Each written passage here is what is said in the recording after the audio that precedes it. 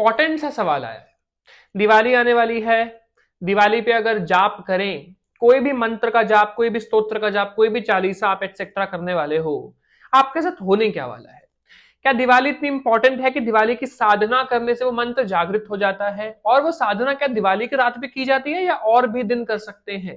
क्योंकि सिर्फ दिवाली नहीं, 3 रातें बहुत इंपॉर्टेंट होती है। उन तीनों रातों के बारे में बात करेंगे, डिटेल में दिवाली की साधना के बारे में समझाऊंगा, एक ब्रीफ इंट्रोडक्शन आपको दूंगा कि कोई भी साधना आपको करनी है, दिवाली पर मंत्र जागृत करना है, ये वीडियो आपके लिए है। जय माता दी आप सभी लोगों को। यू आर वॉचिंग मां आदिशक्ति मेडिटेशन केंद्र एंड हम सबके प्यारे से चैनल में आप सभी लोगों का हार्दिक स्वागत है। देखो, दिवाली की साधना इंपॉर्टेंट तो होती है, दिवाली सबसे बड़ी अमावस्या है। हम लोग रामचंद्र जी यानी राम दरबार की उपासना करते हैं, हम लोग लक्ष्मी जी गणेश जी की उपासना करते हैं, हम लोग सरस्वती माता की भी उपासना करते हैं, लक्ष्मी गणेश सरस्वती जी की उपासना होती है, कुबेर जी की उपासना होती है, साथ ही में एक और यानी कि मां आदि शक्ति की उपासना, महाकाली की उपासना, मां दुर्गे की उपासना भी करी जाती है। आपको मैं ये बात समझा दूं कि मां दुर्गा और मां काली की उपासना भी की जाती है, क्योंकि दिवाली सबसे बड़ी अमावस्या है। तो मां काली को अगर आप इनविटेशन देना चाहते हो अपने घर में, तो आपके लिए एकदम करेक्ट, एग्जैक्ट, एक बहुत सुंदर अच्छा सा टाइम है। दूसरी बात, महालक्ष्मी की साधना करना चाहते हो, बहुत अच्छा टाइम है। अब भाई रिसेंटली मैंने एक अपॉइंटमेंट लिया और उन्होंने मुझे बताया कि वह वैभव लक्ष्मी जी के व्रत करीबन करीबन 10 साल से रखती आ रही है। मां भगवती के बीज मंत्र का भी जाप करती है महालक्ष्मी के। वो मंत्र काफी अधूरा था वैसे, मैं बताऊंगा उसके बारे में आपको। वो मंत्र जो वो जाप कर रही थी, वैभव लक्ष्मी के व्रत भी कर रही थी, बट महालक्ष्मी की सिद्धि उनके पास नहीं थी और ना उन्हें, एक कहते हैं ना कि महालक्ष्मी की एक असीम कृपा, क्योंकि 10 साल से आप शायद अगर करेक्ट प्रोसेस के साथ, प्रोसीजर के साथ कर रहे होते तो कुछ आपको प्राप्त होता, बट उन्हें इतना एक्सट्रीम लेवल पे कुछ प्राप्त नहीं था। हाँ, मां दुर्गा की जरूर कृपा थी, बट महालक्ष्मी की नहीं। महालक्ष्मी के मंत्र से भी मां दुर्गा प्रसन्न हो रही थी। तो उन्होंने मुझे बताया भी कि उनको दर्शन मां दुर्गा के ही होते हैं, लक्ष्मी रूप के नहीं होते हैं। कारण यही था। कारण यह है कि महालक्ष्मी की सिद्धि प्राप्त करना, महालक्ष्मी की ऊर्जा प्राप्त करना बहुत कठिन होता है।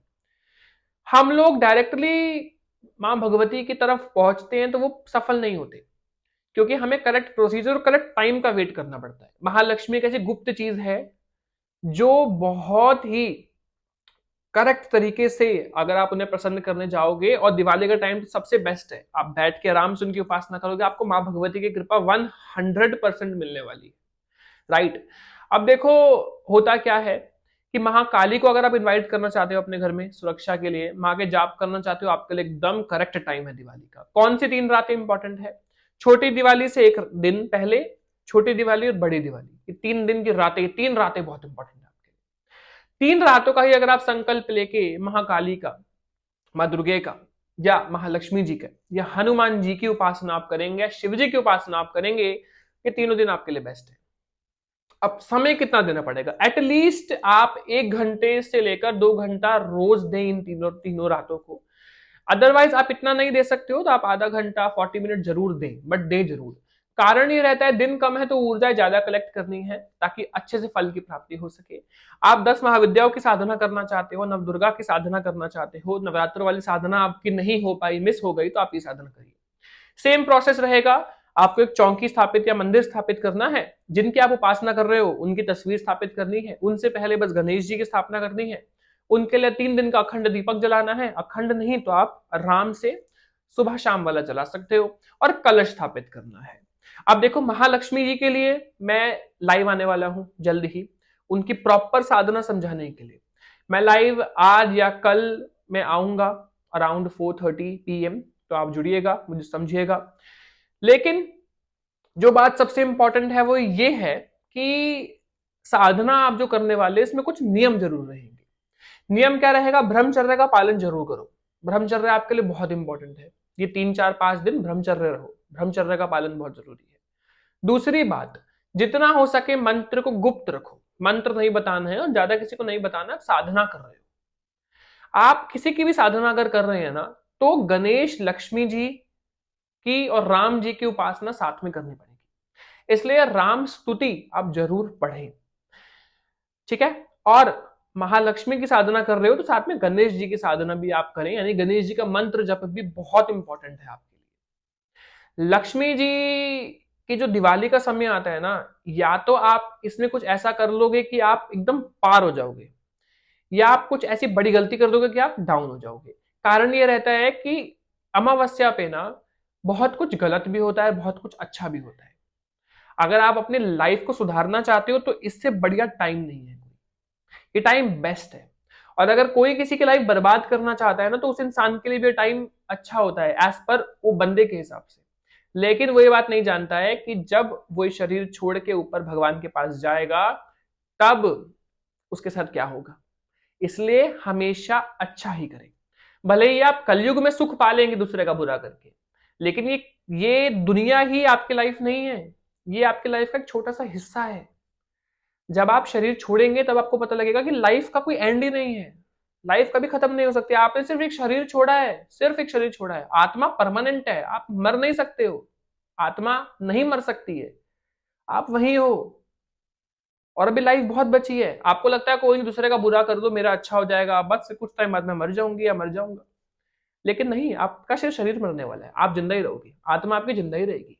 और आपकी जब पिटाई होगी तो बहुत बुरा हो जाएगा। इसलिए आप हमेशा अच्छा करें। अब अच्छे में क्या कर सकते हैं, देखिए दिवाली पर उपासना कीजिए। आप अपनी दिवाली अच्छे से मनाइए, और अगर कोई असमर्थ है दिवाली मनाने में तो उसकी मदद करिए। जो गरीब लोग होते हैं, जो बाहर दिया बेचते हैं, उनसे ही दिए खरीदे। जो लोकल लोग होते हैं ना, उन्हीं से दिए खरीदो, वो भी खुश होंगे, उनकी फैमिली भी खुश होगी।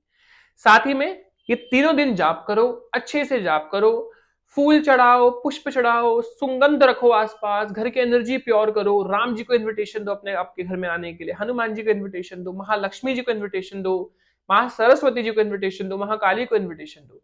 महाकाली आएंगी, शक्ति मिलेगी, आप अपना जीवन अच्छे से गुजार पाएंगे, आप में बल रहेगा, हारी बीमारी दूर होगी, घर की नकारात्मक ऊर्जा दूर होगी। महालक्ष्मी आएंगी, अपने साथ अपना लक्ष्मी रूपी धन देके जाएगी। अब आपके घर में लक्ष्मी आने के बाद दरिद्रता क्यों हो जाती है? दरिद्रता आने का यह कारण होता है, आपने लोगों को अक्सर देखा होगा, मैं आपको एक सिंपल सी बात बताता हूं। शास्त्रों में लिखा है, बहुत बड़े बड़े ग्रंथों में लिखा है, और जिन्हें मैं फॉलो करता हूं, महावैष्णो देवी जी, वहां पर भी यह बात बताई गई है कि आप अपने किए हुए पुण्य कर्मों को, कि मैंने इतना दान दिया है, देखो मैं मंदिर में जाके इतना सब कुछ चढ़ा रहा हूं, वीडियोस डालते हैं लोग, है ना।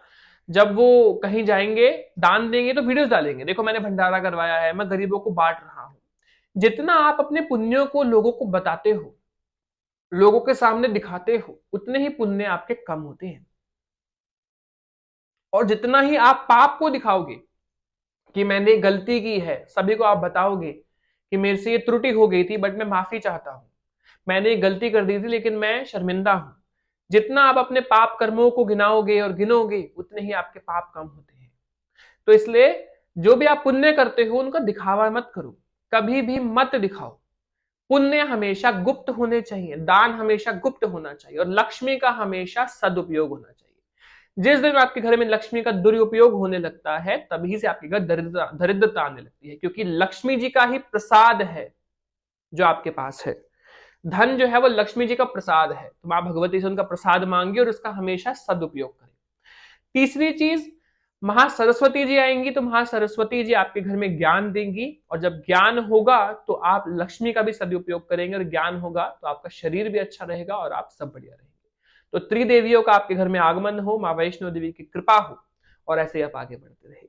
बाकी आप मुझसे मेडिटेशन क्लासेस लेना चाहते हैं और स्कैनिंग कराना चाहते हैं, नंबर दिया गया, आप टेक्स्ट कर सकते हैं, व्हाट्सएप कर सकते हैं एंड बात भी कर सकते हैं। जय माता दी आप सभी को। आने वाला हूं मैं बहुत जल्द बहुत सारी वीडियोस लेकर, आप देखिएगा कि कैसे महाकाली की साधना प्रॉपर तरीके से करेंगे, कैसे आप महालक्ष्मी की साधना करेंगे। इस बार मैंने ये बताया कि कोई भी चालीसा, कोई भी मंत्र आपको सिद्ध करना हो, ये 3 दिन आपके लिए इंपॉर्टेंट है और आप शुरू हो सकते हैं। जय माता दी आप सभी को। मिलेंगे हम लोग नेक्स्ट वीडियो में। All the best. जय माता दी।